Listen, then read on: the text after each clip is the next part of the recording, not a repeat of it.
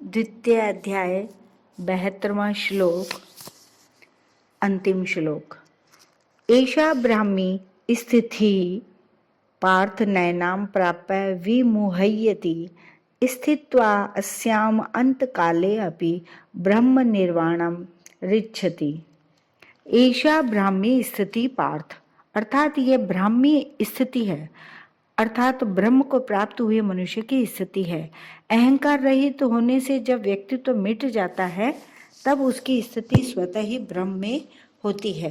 कारण के संसार के साथ संबंध रखने से ही व्यक्तित्व था।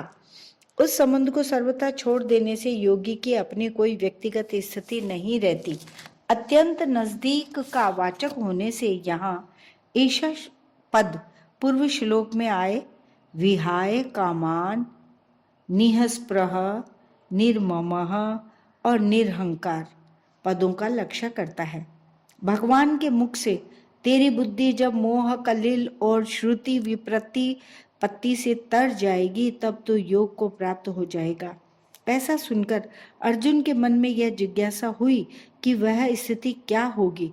इस पर अर्जुन ने स्थित प्रज्ञा के विषय में 4 प्रश्न किए। उन चारों प्रश्नों का उत्तर देकर भगवान ने यहाँ वह स्थिति बताई कि वह ब्रह्मी स्थिति है।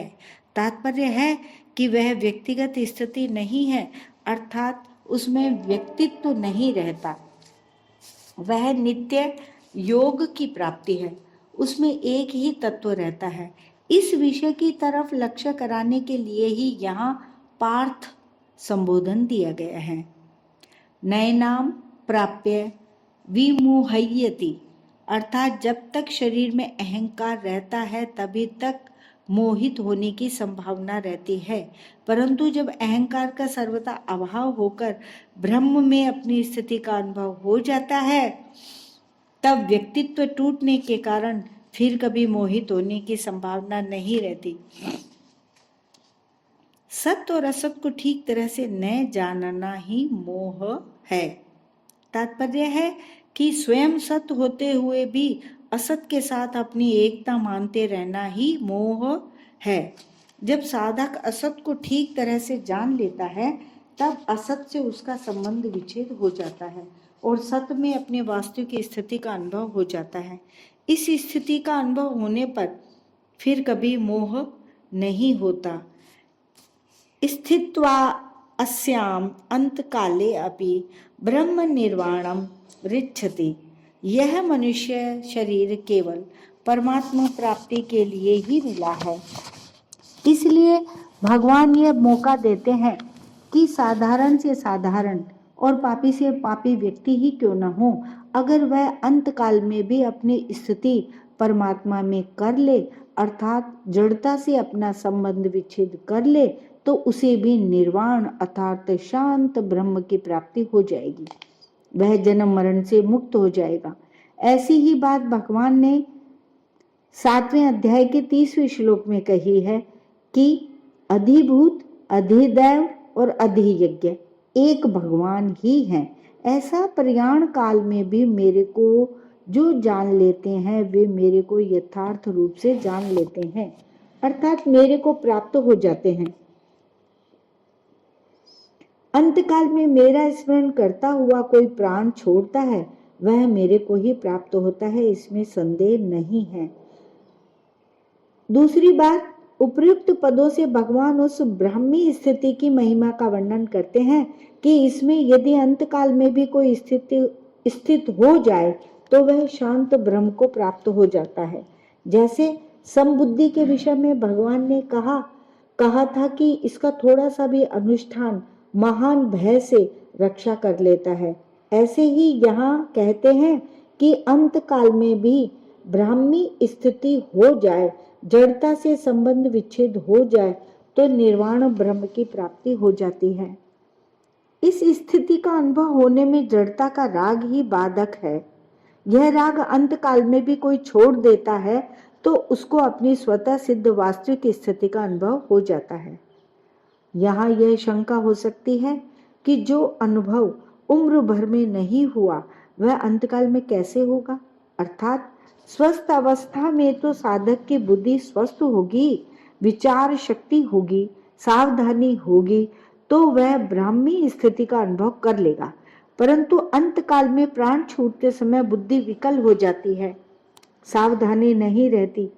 ऐसी अवस्था में ब्राह्मी स्थिति का अनुभव कैसे होगा? इसका समाधान यह है कि मृत्यु के समय में जब प्राण छूटते हैं तब शरीर आदि से स्वतः ही संबंध विच्छेद होता है।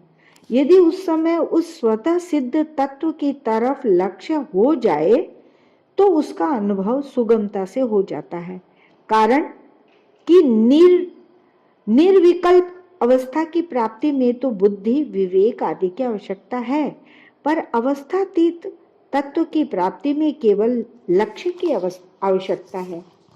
वह लक्ष्य चाहे पहले के अभ्यास से हो जाए, चाहे किसी शुभ संस्कार से हो जाए, चाहे भगवान या संत की अहेतु की कृपा से हो जाए, लक्ष्य होने पर उसकी प्राप्ति स्वतः सिद्ध है।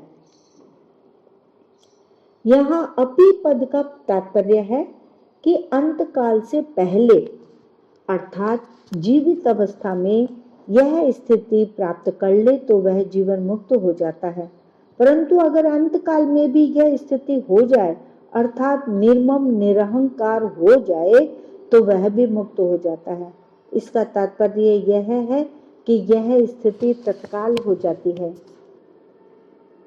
स्थिति के लिए अभ्यास करने, ध्यान करने, समाधि लगाने की किंचित मात्र भी आवश्यकता नहीं है।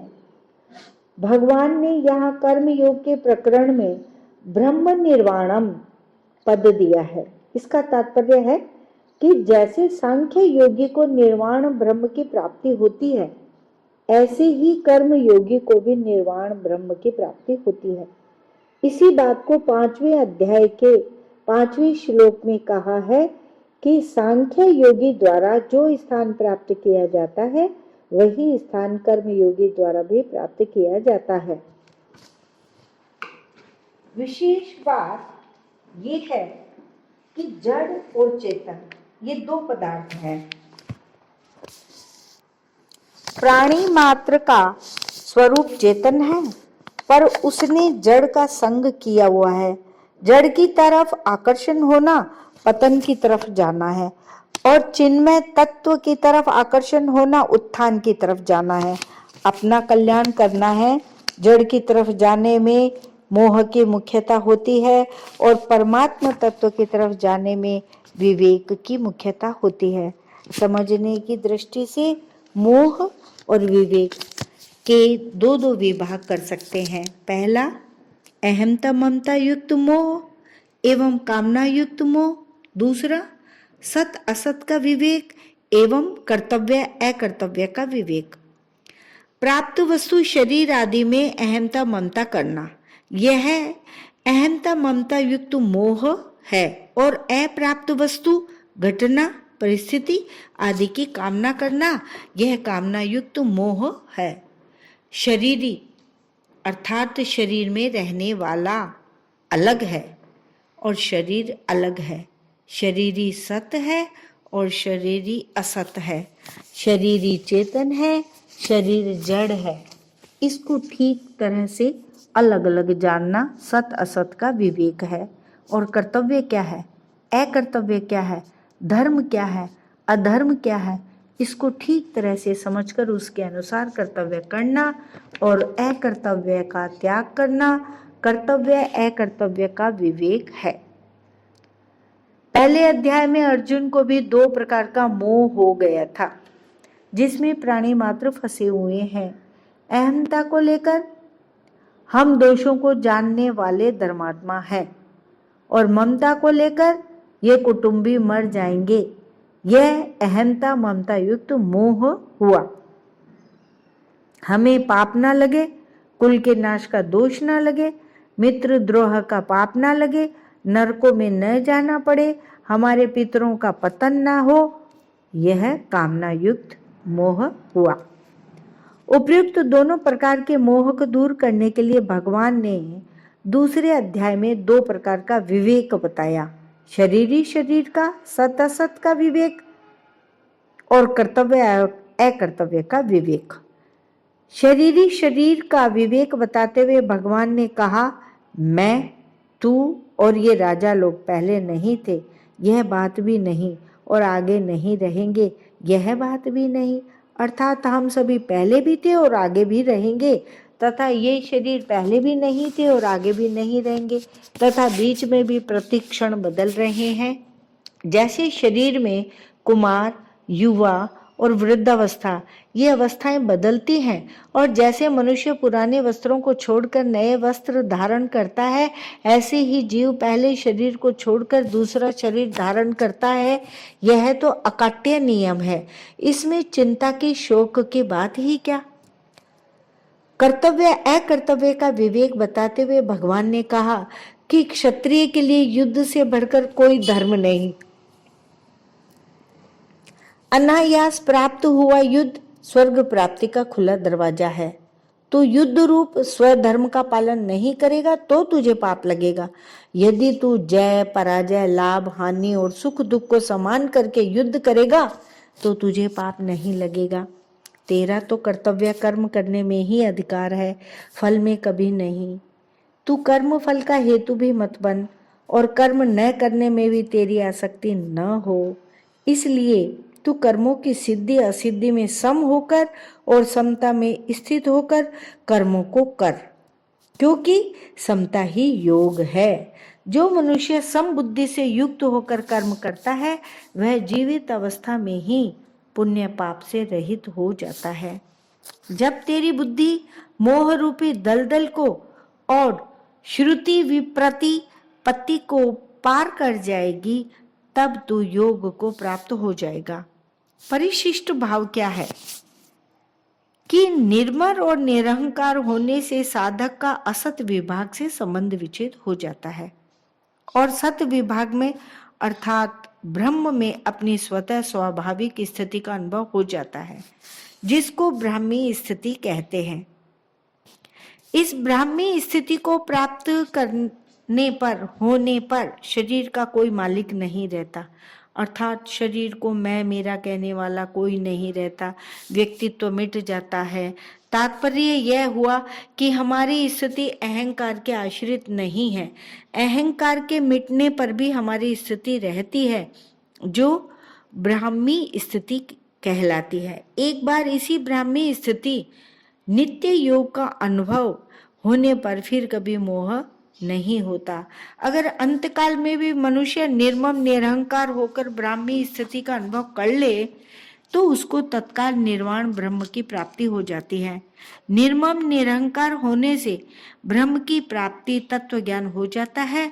फिर मनुष्य ममता रहित, कामना रहित और कर्तव्य रहित हो जाता है, कारण कि जीव ने अहम के कारण ही जगत को धारण किया है।